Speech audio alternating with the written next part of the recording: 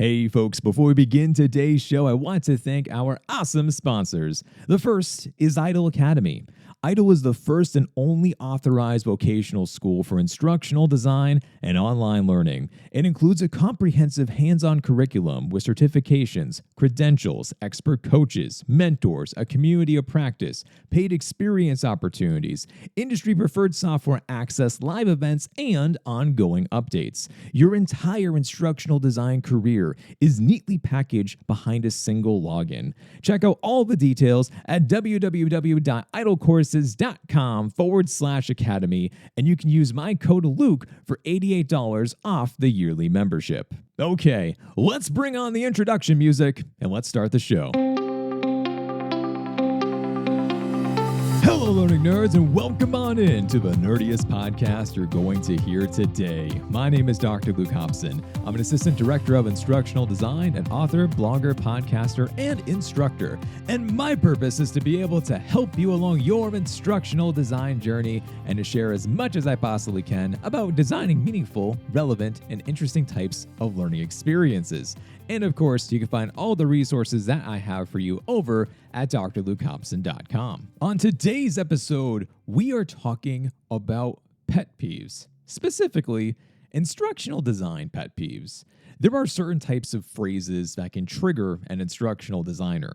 Learning styles, using understand in learning objectives, cognitive overload, last-minute stakeholder changes, and more are enough to drive the best instructional designer crazy. Over the years, I've had to channel these grievances into more productive ways with sharing best practices. But even now, there are still some things that pop up where I shake my head and I pray for divine intervention, so come commiserate with me as we talk about my top 3 instructional design pet peeves. Pet peeve number 1 has to be, you know them, you love them, it's death by multiple choice questions. There is a time and a place for multiple choice questions, and Dr. Patty Shank has an entire book on how to write effective multiple choice questions. My problem isn't necessarily with this problem set in particular, but it really is the fact that they are so overused in every form of a training or a course that I can possibly think of. So let's think about this for a second. Do a mental exercise with me and envision your last training at work. How did the assessment go at the end? How did they assess your knowledge? $500 says that it was through a series of multiple choice questions on rise, storyline, or something maybe even worse. For recalling facts, definitions, terminology, and getting a hang of the basics, multiple choice questions make sense. Once again, they do have their place in time. I do use them inside of my own learning experiences, but definitely not as much as I think some people are probably assuming. When there is a type of a meaningful training that HR actually wants you to go through, is this the best way to evaluate your progress? No, I don't think so. The worst is actually when you arrive at a conclusion of a module and then you have to take some kind of 50 multiple choice question exam, like we're back in middle school or we're taking the SATs again. And it's like, wait, hold on a second. I'm an adult. What are we really doing here? And of course, my favorite thing of all of this, insert all the sarcasm I can possibly muster, is when they try to trick you by just ever so slightly changing the phrasing of the multiple choice question so that way you second guess yourself and you go back and forth and then you get it wrong and then it's just... let's not go down there. You can tell this episode is going to pain me, by the way, folks, as I explain about all these things that I really, really don't like. And all I keep thinking about has been this Best Buy training. But if you follow me on LinkedIn, you saw that I shared this the other day. I found it on Reddit. And on this type of a training, it was a screenshot. And it said, we should greet all Best Buy customers with the option of being true or false in this type of learning activity. And the incorrect answer was true, because you should be greeting the customers. You should not be welcoming them. And of course, that got a lot of laughs from all of you because of the fact that this is a real training. And it's like, why? Why would you do this? And I know this is a true or false question. It's not necessarily a multiple choice question, but you get my point with everything. There is a right way and a wrong way when it comes to multiple choice questions and trying to be able to trick people or just add in a million of them at the end of this to be able to say that, I assessed their knowledge because I asked 50 questions instead of 4. That's not the way to do this. And unfortunately, the wrong way is absolutely in the forefront for many, many things. My second pet peeve is the overuse of the term engagement. Go ahead and Google anything pertaining to teaching, learning, and design, and I promise you, you'll find the term engagements somewhere on the website. Now, this is nothing new, and I'll admit that I have absolutely said that I design meaningful, relevant, and engaging learning experiences. That used to be a part of my script that when I would open up this show and open up for webinars and presentations, I would say that exact same line. So engagement was in my type of usual terminology. But the more and more that I kept on looking around and hearing things, I just realized that engagement has become this catch-all buzzword that has truly lost all meaning. Now, my question for you is, what does engagement mean? What does engagement look like? How do we assess engagement? What it has come to mean through marketing is how many times someone clicks on a tool or logs into a learning management system, or by how many discussion posts there are.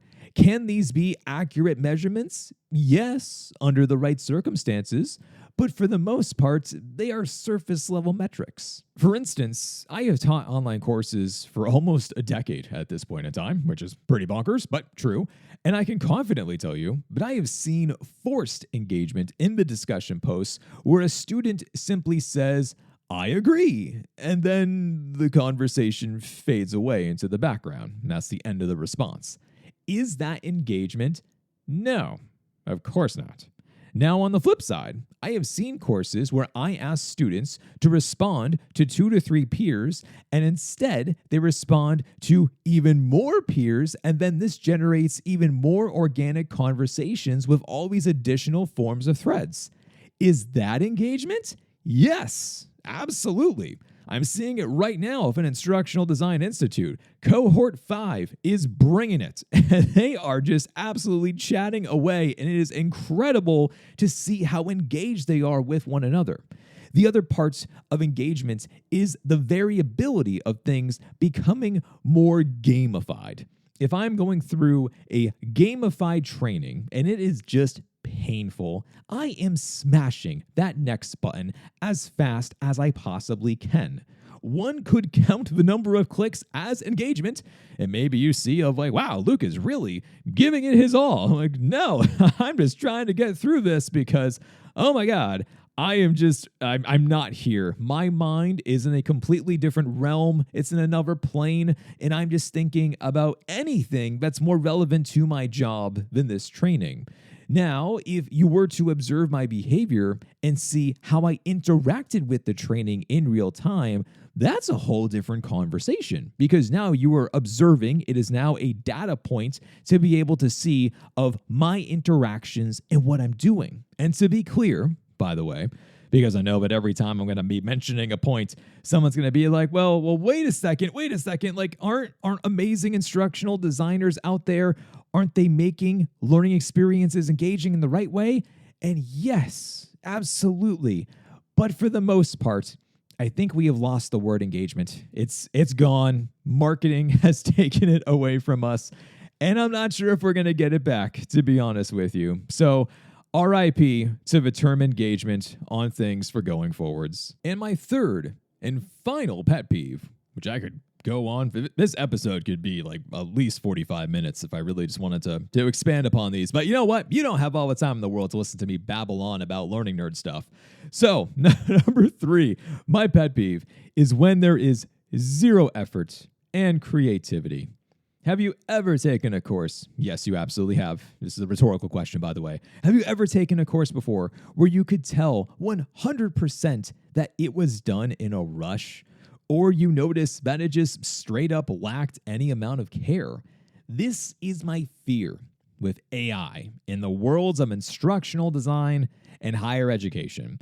The point of AI is not to produce crap e-learning or crap online education faster, But that's the direction that many companies and organizations and folks are going, and that's really, really not great. Before we had access to generative AI, though, this was already a problem. Now it's just kind of speeding up the problem at a very quick pace. So, as I mentioned in a podcast episode that came out in June about how stunned I was to hear that one university, who I knew many people there, they abandoned scenario-based learning. And as someone who loves scenario-based learning, I was like, why? It's served me well for years. Like, what happened?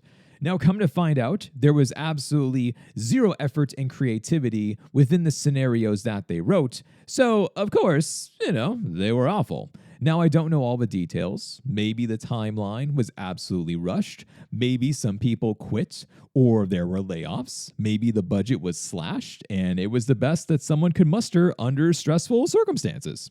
Entirely possible. A number of different things. Whatever the case may have been, creativity was not there, and it has to be in the designs. Now, what's interesting when I mentioned about creativity, and I'm doing talks about instructional design, I'll hear from people about how they're like, how can I be creative with a course about math, accounting, or something that is an incredibly dry safety training topic? Like, what do I do? So here's one tip, is that if you want to try to figure out how to use generative AI in a productive and helpful way for you for kickstarting new ideas, try this. Try taking what you currently have for your topic and then using ChatGPT or Gemini or anything else of the types of the LLMs that exist right now and ask, give me 5 ways to take this topic and how to make it interesting and exciting and creative inside of a learning experience.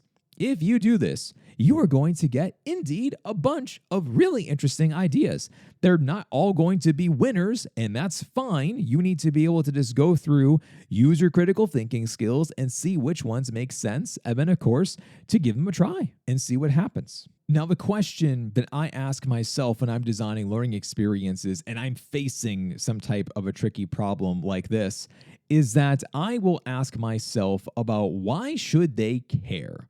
We have these learners' attention. Now, what am I going to do with it? Especially, I am very well aware that time is the most important resource that we have. We can't get it back. So why don't we put it to good use? And if someone is actually going to be going through our training or our course, our program, our workshop, whatever it is, well, then let's give it our all and try to make this thing the best it can possibly be. You know this, but there is no silver bullet when it comes to designing learning experiences, and a considerable amount of time has to be spent on perfecting this craft.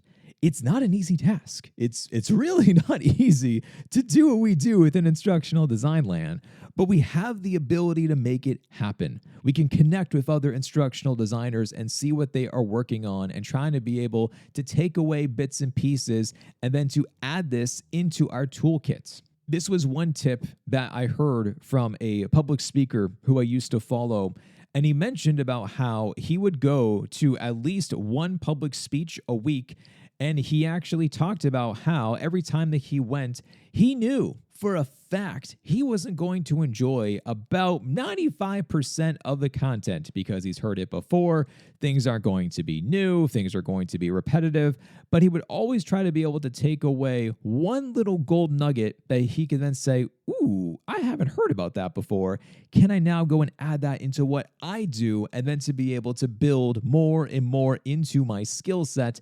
And I always found that interesting. And I try to be able to do this from having conversations or trying to be able to listen to podcasts or YouTube videos or to be able to just consume different types of resources and try to be able to see maybe I'm not going to get every single thing out of this that I possibly can because I know a majority of the content. But if there's at least something that's going to help me to get 1% better, I'm interested, and I want to be able to do this to make my learning experiences better and therefore make the lives of my students and my learners' lives even better as well. As instructional designers, we face challenges constantly, and we need to keep on pushing through. Even right now, I'm working on a new program, and the SME's response time is horrendous, abysmal. whatever word can I say that just is really, really, really not good. And it's been a struggle, to be very honest with you. And I've done this for a long time. And it's still hard. I'm still facing the same challenges as you. There are some different types of strategies and techniques that I have been using and they've been working, but still, it's just at the end of the day, our job is a people-focused job, which is not talked about enough. Yes, we know quite a bit about learning, design, teaching, but still, working with others is a huge part of our role. And trying to be able to get around those types of challenges and come up with a plan A, B, C, D, and sometimes you deploy your plan F and you're like, well, let's try this and see how this goes. And that is going to be reality. You can bet, though, that even though I'm going to be facing these things, I'm going to do everything I can to try to be able to find an alternative and to work my way around these different types of problems. And of course, I will do my absolute best to not cave into these different types of pet peeves that plague us all and will only continue to kind of keep on growing from there. So, folks, those are my pet peeves within instructional design land.